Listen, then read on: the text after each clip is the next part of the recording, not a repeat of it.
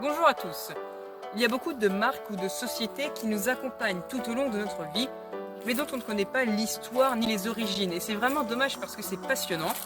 C'est pour ça que j'ai lancé cette série de vidéos sur les origines de marques très connues, dont on a l'impression qu'elles ont toujours existé.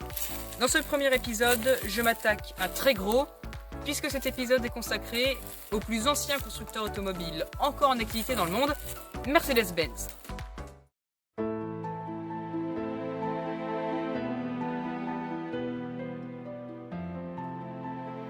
L'histoire de la marque débute avec un ingénieur allemand nommé Karl Benz. Il naît le 25 novembre 1844 et commence sa vie professionnelle vers 1864 dans les chemins de fer. Il travaille ensuite pour différentes compagnies et échoue dans une entreprise qui fait faillite, son associé s'avérant peu fiable. En 1871, une certaine Bertha, c'est la fiancée de Karl Benz, rachète la part de l'associé douteux avec sa dot. Les affaires s'améliorent. Mais cette entreprise ne va pas tenir très longtemps, quand même suffisamment pour que Benz ait le temps de créer un moteur à 2 temps. Mais déjà, il passe à autre chose, et cette autre chose, c'est la Benz et compagnie. La nouvelle entreprise se porte plutôt bien, et Benz a enfin du temps et des fonds pour fabriquer une voiture sans chevaux sur laquelle il fixe le moteur monocylindre qu'il vient de concevoir. D'ailleurs, de 1887 à 1899, le nombre d'employés passe de 40 à 430. En 1902, un certain Émile Jelinek, c'était un important concessionnaire automobile, dépose légalement et officiellement la marque commerciale Mercedes du prénom de sa fille qui avait alors 13 ans. Il fait légalement modifier son nom en Émile Jelinek Mercedes. Il construisit par Paul Daimler et Wilhelm Maybach de Daimler Motoren Gesellschaft les premières Mercedes Simplex et les Mercedes 35 CV de course qu'il se chargera lui-même de commercialiser. En 1909, Mercedes dépose le logo que tout le monde connaît aujourd'hui, la célèbre étoile à 3 pointes dessinée par Paul Daimler pour représenter les 3 voies que Gottlieb Daimler avait choisies pour ses moteurs: terre, mer et air. D'ailleurs, petit aparté pour voir l'évolution du logo de la marque. Pendant ce temps, je vais vous raconter l'histoire du logo, parce que oui, l'étoile a une histoire. Daimler avait envoyé une carte postale à sa femme avec une étoile accompagnée d'une prophétie. Un jour, cette étoile brillera sur mon usine et en symbolisera la prospérité. Mais revenons à nos moutons. En 1926, la marque, qui appartient au constructeur automobile Daimler, fusionne avec Benz et compagnie de Karl Benz. Vers la fin des années 1930, le gouvernement allemand interdit à Daimler-Benz la production des voitures particulières. Désormais, et jusqu'à la fin de la Seconde Guerre mondiale, la compagnie ne produira que des camions pour les forces armées allemandes. Par conséquent, ces usines sont bombardées à plusieurs reprises. À partir de 1941, sous la pression et l'obligation d'Hitler, Mercedes-Benz exploite des travailleurs soviétiques et français. Cette force de travail va devenir très rapidement indispensable au fonctionnement de l'entreprise qui équipe la Luftwaffe.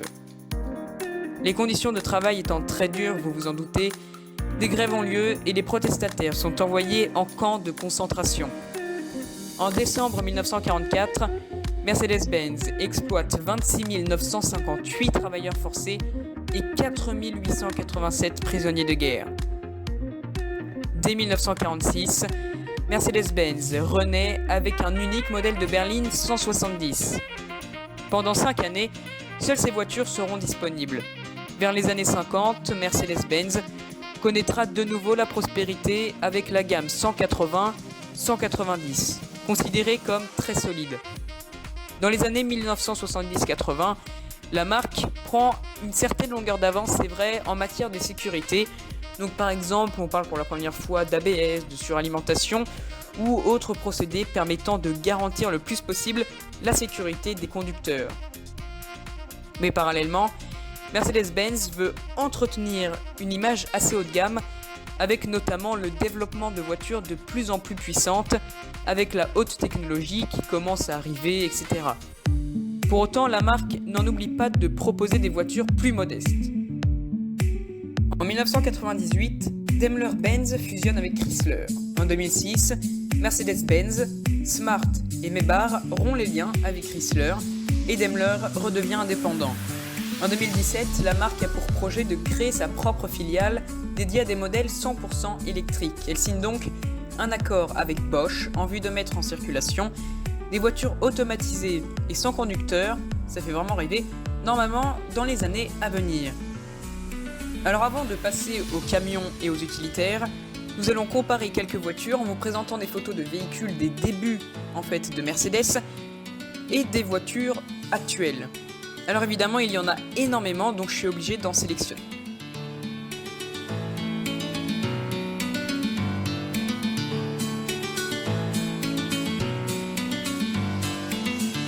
Daimler Motor Lastwagen est le premier camion moteur à essence de l'histoire automobile. Fabriqué en 1896 par le constructeur allemand Daimler Motoren Gesellschaft, qui devient Mercedes-Benz et Mercedes-Benz Trucks, donc c'est la division camion de Mercedes, en 1926. Je vous propose de comparer les camions, car l'évolution au fil du temps de ces engins, c'est vraiment très intéressant. Alors d'ailleurs, l'usine, pour information, de camions Mercedes-Benz de Worth est la plus grande usine de camions du monde.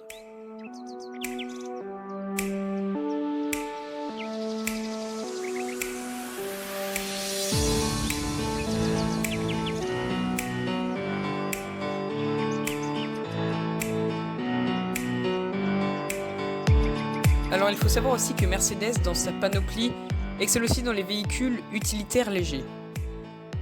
Merci d'avoir regardé cette vidéo dans son intégralité. N'hésitez pas à commenter, à liker, à vous abonner, à regarder mes précédentes vidéos comme celle qui se trouve juste à gauche de votre écran. Vous avez juste à cliquer dessus et abonnez-vous. Nous on se retrouve pour de prochaines vidéos.